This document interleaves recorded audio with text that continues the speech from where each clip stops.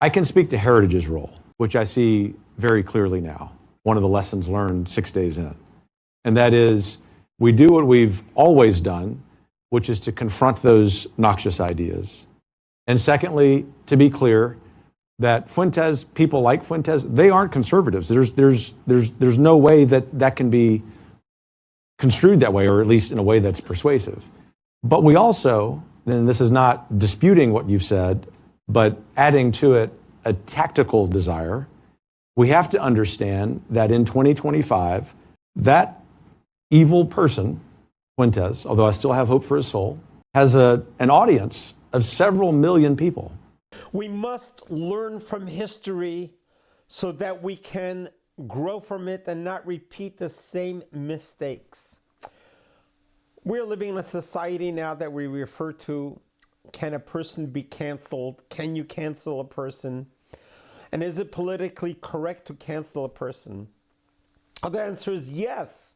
Throughout history, we have canceled many.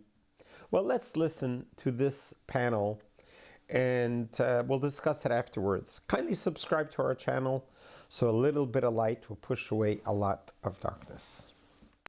The boundaries, because if you don't have boundaries on who you regard inside the movement will destroy itself, and it will create a PR nightmare for everybody in it. And the boundaries that he set forth, William Buckley, in early 1960s, were twofold. You have to expunge all anti-Semitism, all of it. But that's just part of it, from the conservative movement. The other is you have to expel the lunatics, okay? The lunatics who think that Eisenhower was a communist, okay? And a whole bunch of, and we have them back now, okay? They are both here back just the way they were in 1959. And we have to go back and set the general parameters. You say, oh, we don't cancel. We do cancel. Did we cancel David Duke? Yes. You don't even know who David Duke was, probably most of you. I'd say. You know? Yes. Did we cancel the John Birch Society? Yes. Okay? Because they were harmful. Because if they're in your movement, you look like clowns. Okay? And the issue here is Tucker Carlson. And I think, Mr. President, you don't understand the post-Fox Tucker Carlson. If you're not watching the interview with Daryl Cooper or Nick Fuentes, if you don't watch Nick Fuentes online, you don't know what's going on here. Okay? Who's Daryl Cooper? Well, you need to know who Daryl Cooper is. Well, I talked to Tucker about Daryl Cooper last year. Okay. Well, a lot like Eisenhower being a communist there. Whole lot. Okay? So with Tucker, you have both of these things. Tucker's show is like stepping into a lunatic asylum. This is Tucker, Daryl Cooper, Tucker, Nick Fuentes, and we'll talk about, he's not having Nick Fuentes online, he's promoting him, okay? And Candace Owens, so forth, okay? So if you have someone inside the conservative movement who literally says that, oh my goodness, you know, Hitler really didn't want World War II. He was kind of a peaceful guy. It was Winston Churchill that caused this whole thing. My God. Eisenhower is a communist, okay?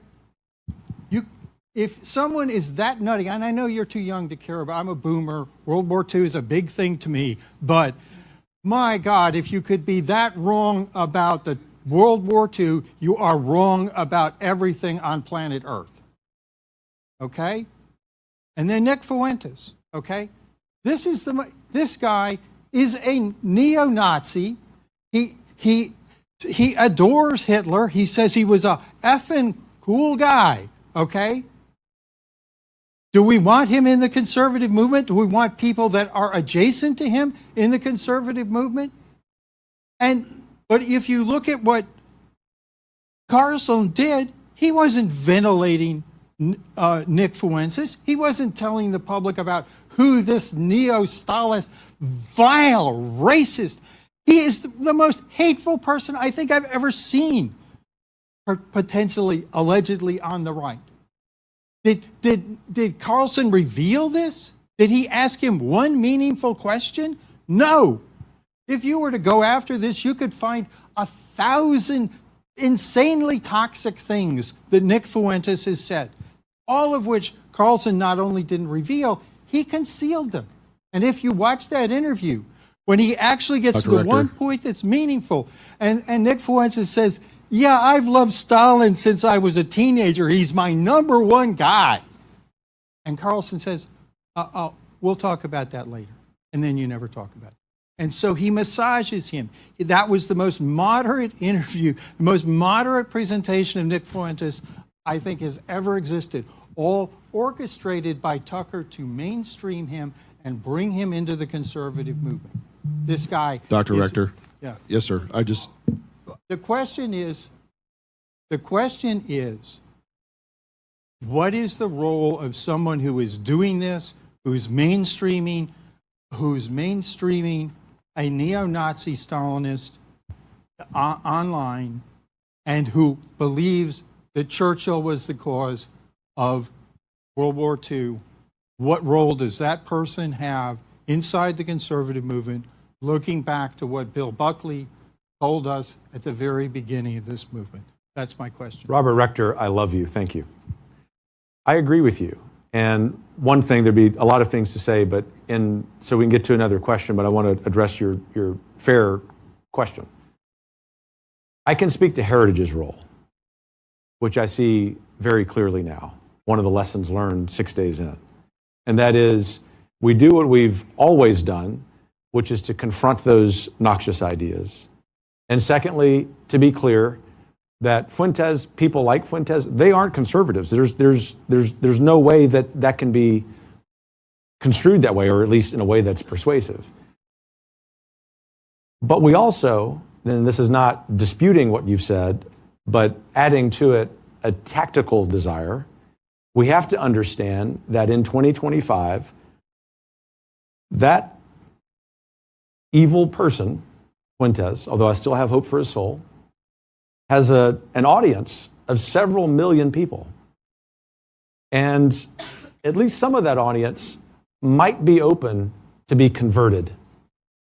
My video didn't do that, although the intention was to open that idea, not to endorse what Fuentes is saying, but quite the opposite, to appeal to them. And that might be one of our medium-term goals that comes from this, is to, if they're totally off base, not worry about them. But if there's a segment of that audience who might be with us and they really are not Nazis and anti-Semites, then maybe we can eventually bring them into the fold. I think we have to think that way. When you think about a platform of several million people Nick Fuentes has, and you wonder, when a person has such an opportunity with such a platform, is what he says, even though it has zero factual basis for it, but we know exactly what the motivations are. But are people so gullible? Well, apparently, if he has several million followers on his platform who enjoy listening to his vile anti-Semitism and just trying to be so divisive on the ground of the United States of America, which is a country that was built and found on unity, on coexistence, and freedom of religion. And then how do we just ignore the insightful hatred that gets spewed by such as Nick Fuentes? And the end result is death. I know it personally firsthand. On April 27, 2019, the last day of Passover, Saturday morning, it was a beautiful 8-day Passover celebration. The last day, I'm in the lobby of my synagogue talking to Lori Kay. May she rest in peace. When a 19-year-old white supremacist who was influenced on the internet by such vile talk similar to Nick Fuentes, he took an AR-15, came to our synagogue, the synagogue that my wife and I built. He opened fire, killed Lori Kay right in front of my eyes as I was talking to her. And then he turns and lifts his rifle to kill me, to assassinate me. Children were playing behind me, and I instinctively just ran to grab the children to safety, which I successfully did. But as I turned away to the children, he got 4 rounds. These 2 fingers got 2 bullets, but the rest of me survived. And I suffered till today from that event. But I did not allow that event to define me, but rather to refine me. But what always continuously stands on my mind is, how does a 19-year-old American boy, he was in nursing school to be a nurse, he was a talented pianist, played beautiful piano. How does someone like that get radicalized? Or how does his mind get so skewed? He just lived a couple miles down away from the synagogue. To premeditate, he wrote a manifesto. And he was all influenced online. But what kind of influences are there? Now, Tucker Carlson, for giving Nick Fuentes a stage, was not helpful. Tucker Carlson had all the means and ability to confront Nick Fuentes instead of validating him and giving him a greater platform. So you become complicit in this. So when we allow such rhetoric to go unchecked, such anti-Semitism, and like we just mentioned, he's got a platform of millions of people, that puts us all at danger. That's not helping bringing together society. We in America have a right to be able to live and let live. No matter what race, color, or religion you're from, you have a right to live in the land of the free. And that's why for 250 years we fought for this, so that we should be able to be there. We don't want to slip back into the dustbins of history where bigotry and racism and anti-Semitism was so rampant.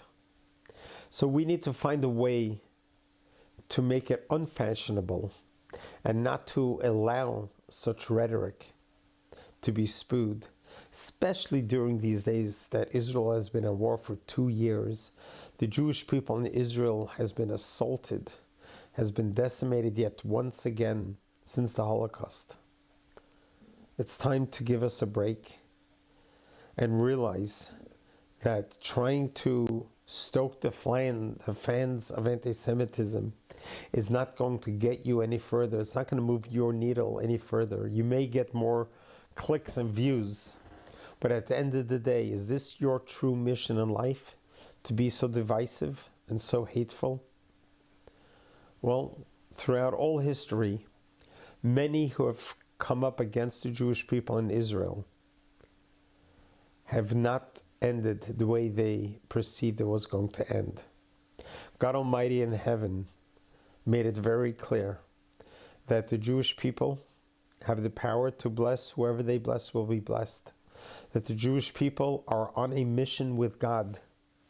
And if you're going against the Jewish people, you're going against God. You're going against your own God, if you have one. So let's hope and pray that people are not just going to be as gullible, just to believe everything you hear from Nick Fuentes or Tucker Carlson, but to do your own research. Be a people of the book yourself. Open up the Bible. Begin studying the Bible. Get connected with your spiritual inner selves. Get connected with your soul. Get connected with God. And God will connect with you. God bless you. God loves you.